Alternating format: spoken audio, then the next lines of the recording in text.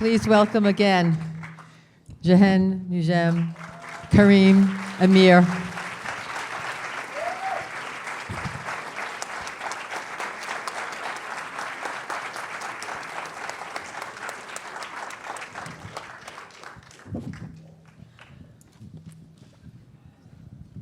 Thank you. I'll start with a question or two, and then we'll move out to you here. I'm afraid I'm getting a lot of feedback, but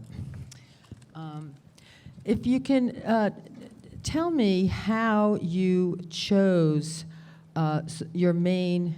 And let me say this. For years, people would say, in talking about documentaries, they called people in them characters. And I'd say, no, they're not characters. This is a nonfiction film. But in fact, they are. They are real people, but they are truly characters that have a whole presence. How did you decide on the three main people in here? Khalid, Magdi, and Amir? Yeah. Well, we all met in the square. I mean, everybody you see in the film and everybody that worked on the film met in the square. And I think when you meet somebody like Ahmed, for example, who you just want to spend time with them, you want to hear about the world from their perspective. And we met Ahmed, and he just shone. I mean, he has this incredible spirit that just is unbelievable. And when you witness that, you want to be able to share it with the world. And I think that's what we saw in each one of the characters. And tell me, I know this, but I'm asking anyway, how you two got together and actually made the film together, because I'm sure there were lots of people doing lots of things in the square during all that time. So how did you decide to come together to make this film? I mean, I met everybody. I mean, we all met in the square. I met Karim when he was setting up a stage. There was the Brotherhood stage being set up, and there was another stage being set up by the sort of leftists. And there was Karim and his cousin setting up a stage to have just basically anybody could go up and read poetry on it. And we thought he would be an interesting person to follow. But after following him for a couple of weeks, he said, I don't want to be followed, but you definitely need a producer. So let me try and tell you how you should be producing this film. So that's basically how that happened. And then Dina, who's in the audience someplace, Jehane Amer, who's Karim's sister, came on and started interviewing different characters. So she should stand up and get a huge round of applause, because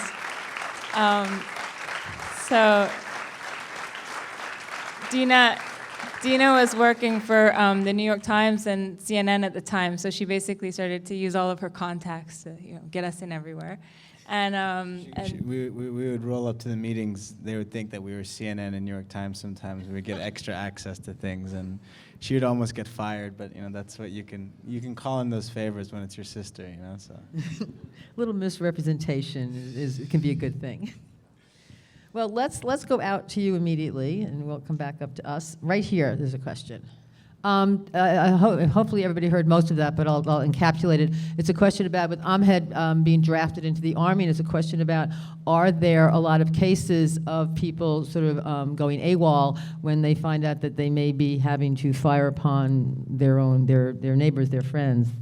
Yeah, I mean, the thing is in Egypt, there's a required conscription service for all young men, right? So Ahmed is, he's everyone in his generation and his class has been asked to be a part of the army this year. And it's a good question you ask, because everyone always has a lot of questions about the Egyptian army and the Egyptian military state that exists. The army is one of the largest in the world, and it's heavily funded, as many of us know, by the American army, and receives over $2 billion in aid, the bulk of which goes to the Egyptian directly to the army. So the army is a complicated place for most Egyptians. It's very much loved because there's a member of the army in every Egyptian household, but at the same time, it is a place that people know is very connected to the U.S. interest, so it's tricky. In Ahmed's perspective, I would say, when I asked him about the situation, he said, we're fighting this fight in Egypt because we're unwilling to relinquish our right for a better future, the right to write our own history, the right to have a democratic process. And in so doing, we're also unwilling to give the army up to any kind of foreign corporate interest or anything of that sort. And so Ahmad's joining the army because he feels that that's his army and he's not willing to relinquish it. It's also very interesting because I believe in the beginning, way back in 2011, there's that guy in the army. He's like, we're not going to fire on our own people. We're here for them, but things change. But I do like his point that it's sort of taking his army back is what it seems to be. Okay, let's try to go. The gentleman with the black jacket in the back. Yes. What the people in the square? What is their view on foreign influences? There's a lot of view on foreign influences. It's a big question. I think that when this revolution started, people felt like this is our battle that we need to fight. But with the incredible, you saw in Mohammed Mahmoud, the tear gas canisters that land and that are shot on the people are made in Philadelphia or Pennsylvania. Well, Pennsylvania. Yeah. And so people are getting tear gas canisters and looking at U.S. writing on it. And so there's definite, and Khalid expresses it, that the aid that is coming from the U.S. is not going into education. It's going into military support.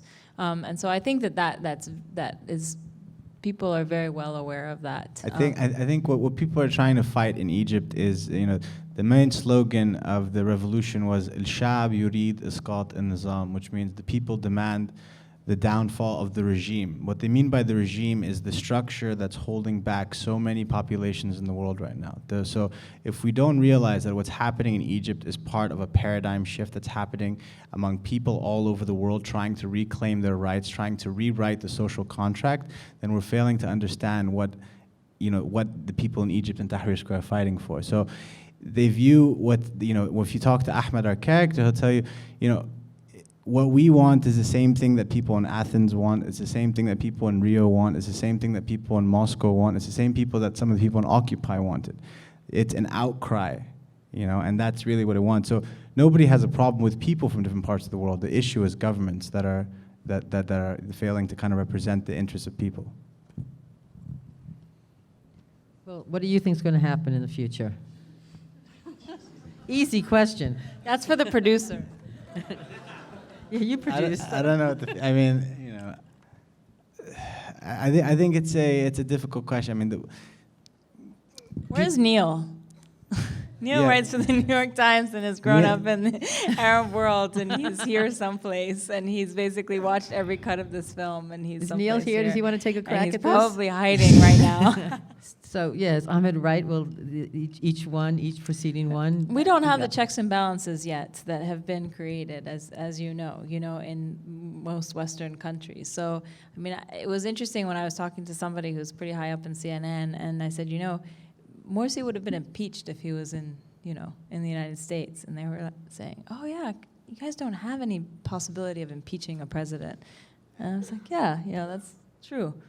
Yeah, and I think also it's kind of a, people have been through so much in the last 2.5 years, so they're kind of at a point where they know what they don't want very well. So as long as the government fails to deliver, the people will continue to go back down to the streets, and people are no longer scared. So you have to understand where people came from. They came from a country where, if you were four people or more gathered talking about and having a political conversation, you could be arrested.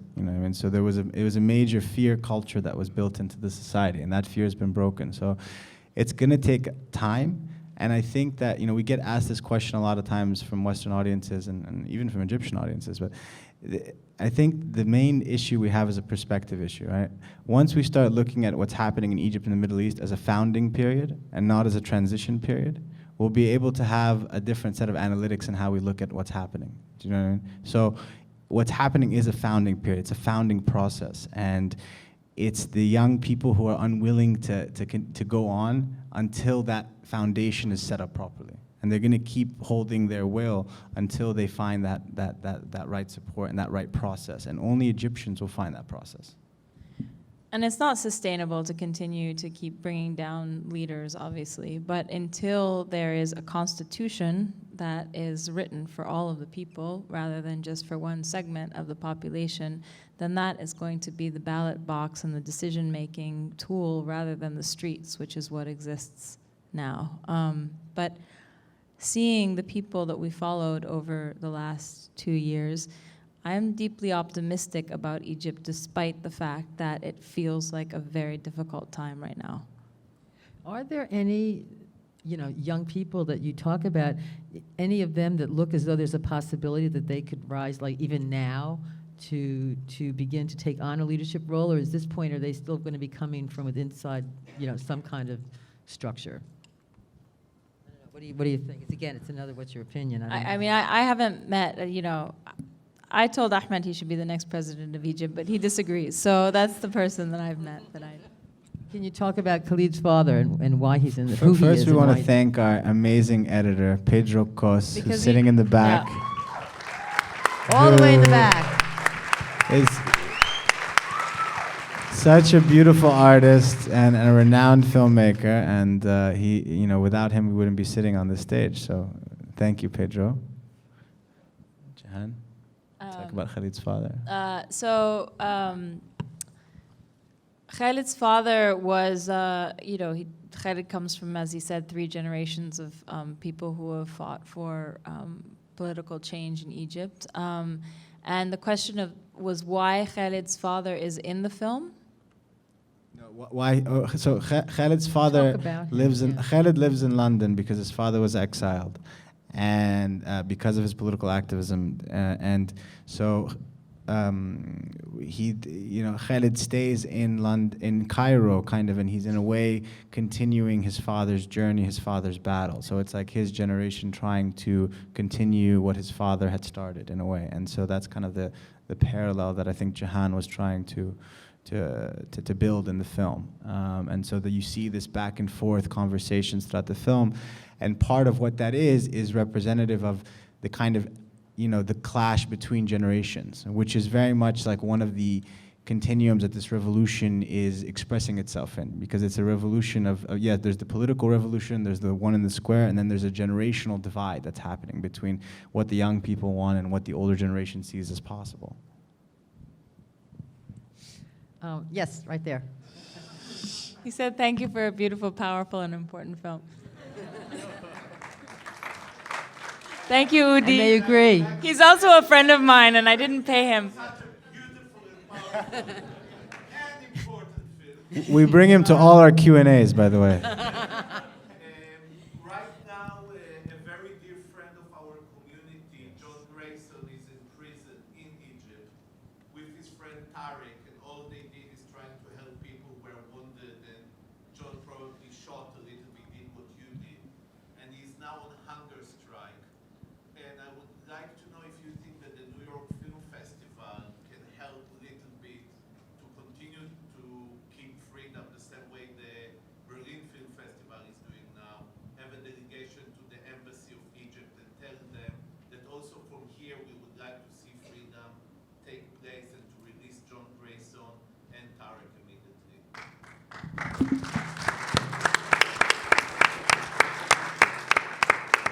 Yeah, I think everybody did hear that about John Grayson and Tarek Lubani, and yes, there are things that are being discussed and being done, and I don't know, we can talk about what else can be done.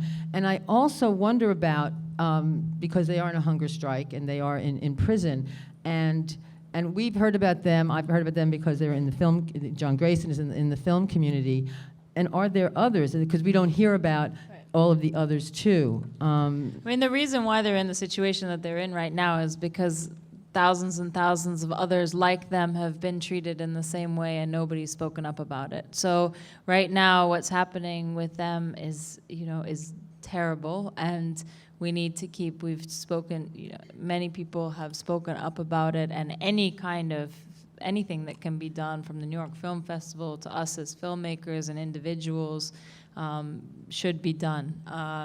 We've spoken to the lawyers that are handling the case, And unfortunately, what's kind of been said is that they're making an example of them to kind of scare other Western journalists and other people who are on the ground trying to film. And it's just very representative of kind of the clampdown that's happening in general in Egypt. And as Jehane said, it is also representative of a lot of people that have gone through that path and nobody knew about. And I think that it's an important note that Udi is mentioning, because it's similar to the question we always get about, well, what happened in Egypt this summer? Was it a coup, or was it a revolution, or was it a this, or was it a that? And there's this, this need to kind of define the semantics of that. And I think, if we want to say about the coup in Egypt, when tanks started running people over 6 months after Mubarak was taken down, that's when the coup started. So the coup starts when we start to stay silent, and when we start to, allow for acts of injustice to happen in any different part of the world. And the sooner we realize that we're interconnected like this, the sooner we'll be able to have a stronger kind of coalition to stop these things from continuing.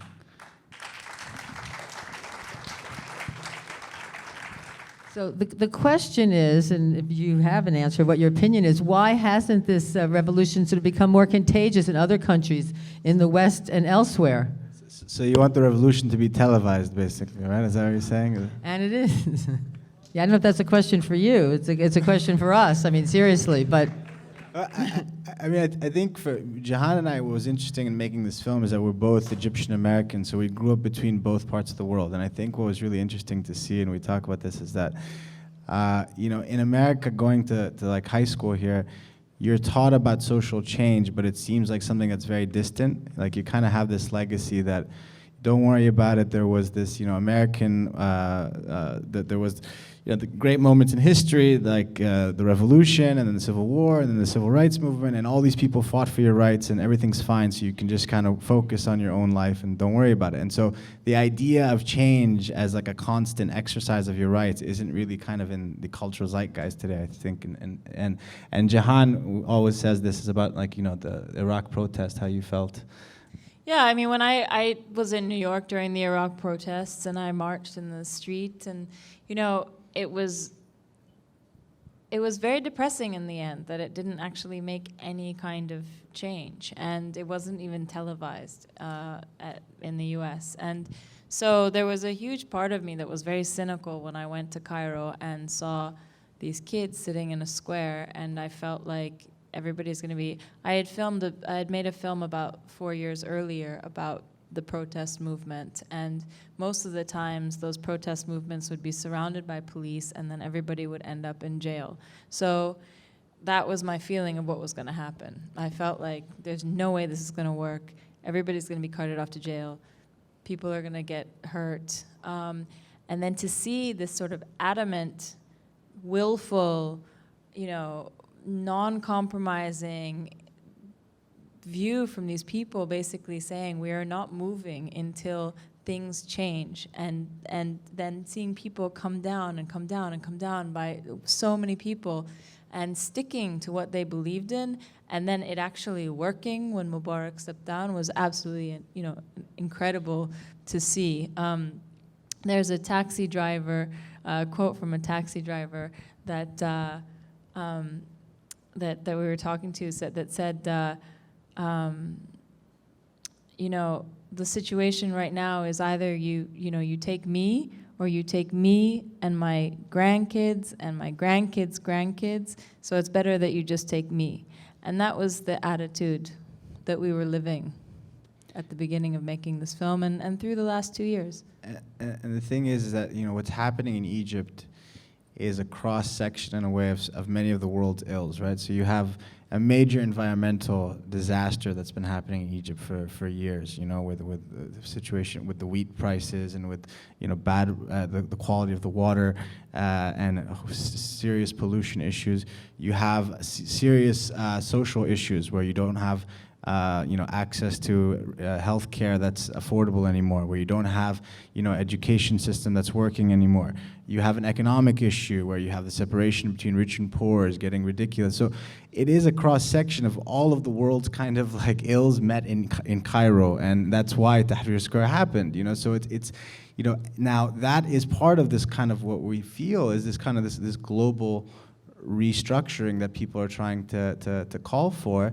In Egypt, the local landscape is the army, the Muslim Brotherhood, the this and that. But when you zoom out, it's a core issue that's happening. It's a structural core that's trying to, these tectonic like plates are starting to hit against each other. So, until we have this feeling that what happens in Tahrir affects what happens in other parts of the world, we're not going to move forward.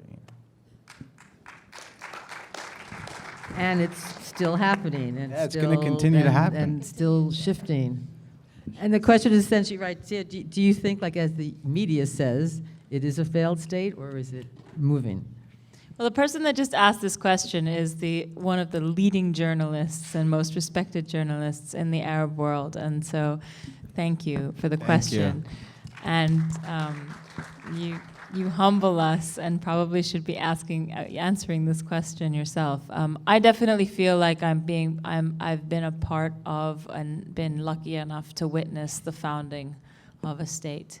I feel like people are organizing and meeting and growing and changing as we speak on the ground. And I do feel like the Western, media that says that it is a failed state is getting it wrong and not looking to what is actually happening on the ground. I think people are breaking the narrative. I think that's kind of scary, because Ahmed has a line that's not in the film actually, but he says, because in Egypt we have an expression that says, Masr Dunya, or Egypt, cradle of the world, and he's like, imagine if the mother of the world woke up, what would happen, so. So I think that there's the Middle East is, I think the stat in Egypt, something like 70% of the country is under the age of 30, right? So it's like, you have this massive amount of youth that are frustrated and unwilling to settle for the story that's already been written for how their lives should play out, and they're. With little resources and with no kind of culture of political change, they're just kind of trying to figure it out, and they're going to keep going. And so I think that's it doesn't fit into a tidy box, which a lot of times journalism has a need to feel like they need to get the story, like what's happening in Egypt, it just happened. And as we see through the film. And I think, with Jehane's filmmaking technique of being attracted to films that break the narrative, like with Control Room, it was the first time you saw the narrative of what Al Jazeera meant being questioned and taking you inside. I think that's part of what Jehane's filmmaking technique is that she likes stories where she questions the narrative that's kind of been agreed upon by the, Western media.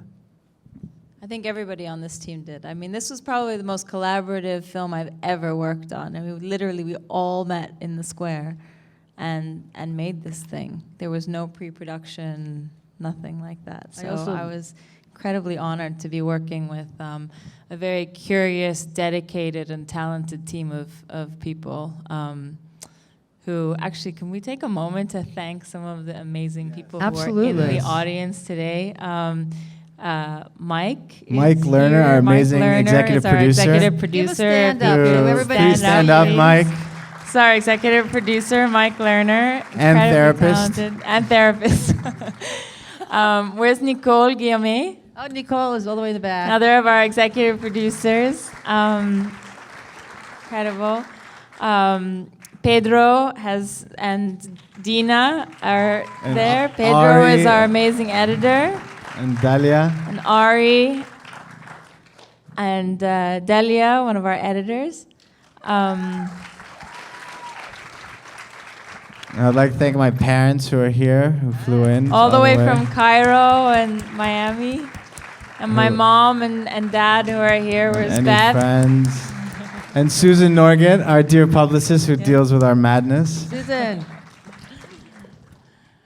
I hope we haven't forgotten anyone.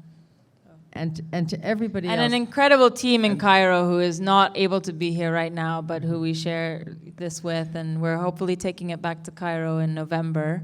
So we're going to be fun. That'll be an interesting screening. Well, unfortunately, and I know I see all these hands up, but we really have to end. And I think it was a great place to end with everybody who really took part in all that. I want to thank both of you for this really Thank you so much. work. Thank you. And thank you to Marianne, who's been such a great Thank you. host Great. and moderator in the New York Film Festival.